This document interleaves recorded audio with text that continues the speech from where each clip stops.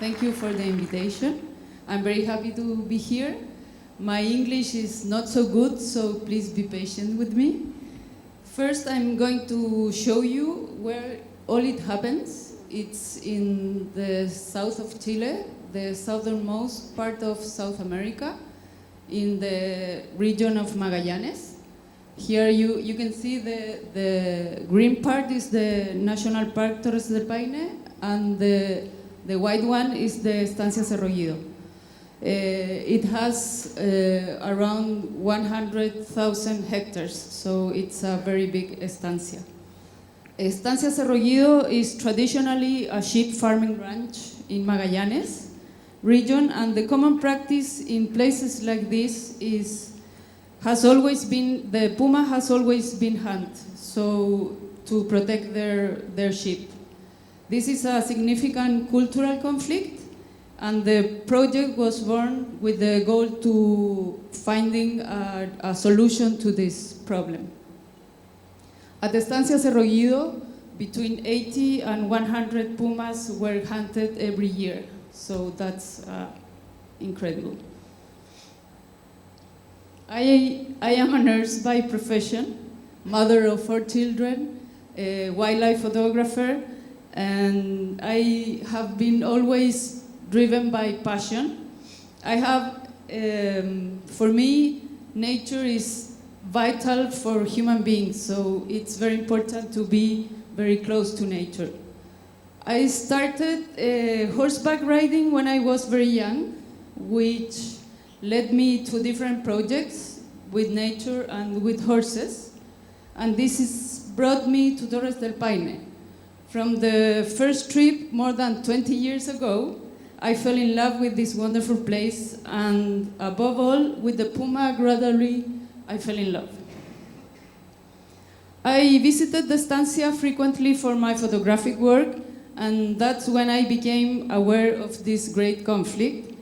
Over the years, I got to know the owners, having many conversations around this important issue. In 2018, they called me to propose a project to study the puma in the estancia, and that's how the Puma project was born, with the objective of understanding its behavior, its pathways, and supporting this effort through tourism.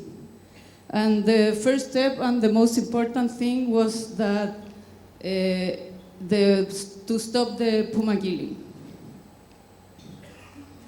In 2019, we started putting camera traps in places that we knew that were pathways of pumas.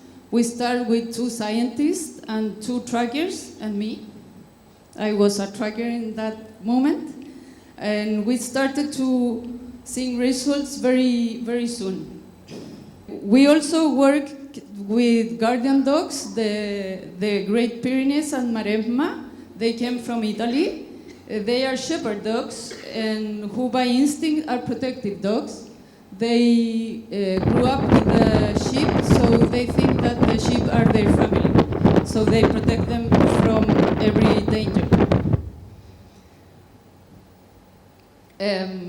After a while, the NGO Pantera, which is a very big foundation in USA, they are expert in felines all over the world and big cats, approached to us to work in collaboration for coexistence. So we start to work in an experiment to measure how effective are the protector dogs.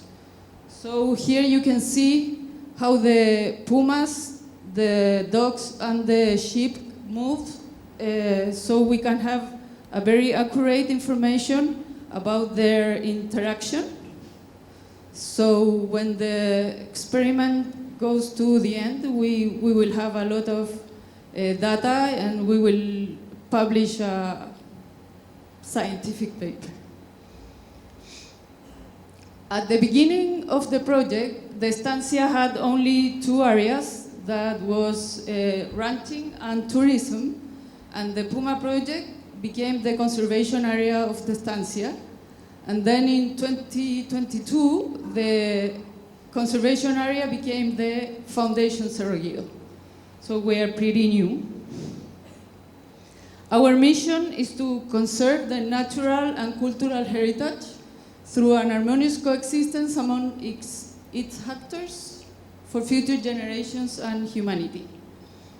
Sheep farming in general is based on perception, and what we want to do is ensure that decision-making is based on science and hard data, with the goal of creating a model that we can replicate and escalate in different parts of the world. We are working on a very big change of paradigm, which is a very big challenge too. We are trying to do a new kind of ranching, and it's a process to take a lot of time.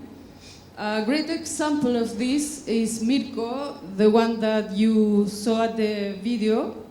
He's the one that is in charge of the protector dogs, and he was a hunter, and now he's a conservationist. So that's amazing.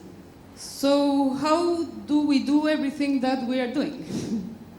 With camera traps and protective dogs that I already explained, with the repunte or grouping, which means that you put all the sheep together in a part of the field, and they on sunset, so the dogs can do their job much better if the sheep are together. The fox lights are devices that simulate human presence. So when the sun goes down, the lights go on and start to function. Sorry. The only problem with this is that pumas are very smart animals, so they figure out very, very soon that the lights are not a danger for them. So we have to move the location very often. But the lights are a very good support for the dogs. And human presence too, because pumas in general avoid humans. With all these tools that I explained, the sheep mortality by puma at the Estancia dropped to almost zero.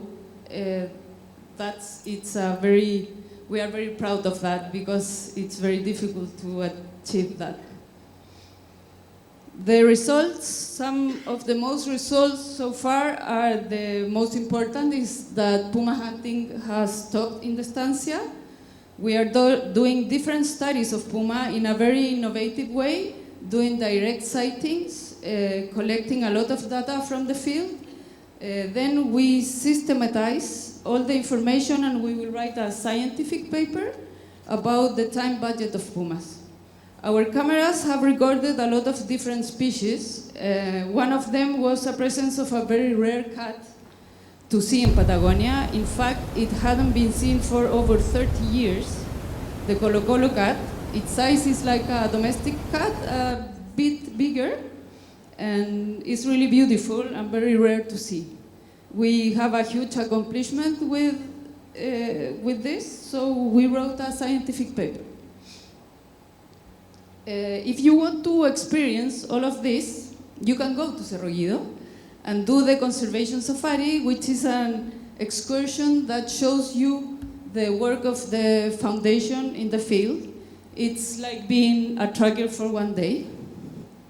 You go looking for pumas, you can check camera traps, see the dogs in action, see a lot of fauna, different fauna, and much more.